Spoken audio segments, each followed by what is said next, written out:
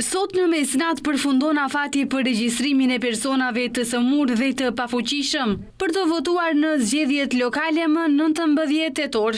Ndërsa më 14 tetor përfundon afati i fundit për regjistrimin e personave që dëshirojnë të votojnë në zgjedhje, por të cilët janë të dënuar me masën e arrestit shtëpiak.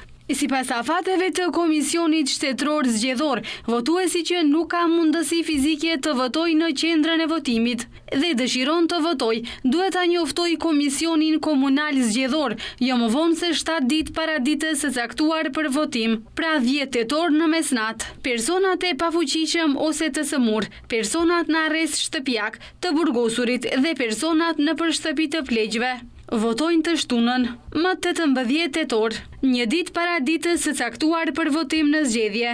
Numri i përgjithshëm i votuesve të regjistruar në listën e votuesve në vend për zgjedhjet lokale të vitit 2025 është 1.832.415 votues. Nga këto, 1.717.803 votues janë të regjistruar në listën e votuesve, ndërsa 112.000 votues janë të regjistruar në listën e posaçme të votuesve për persona që punojnë ose banojnë përkohësisht jashtë vendit.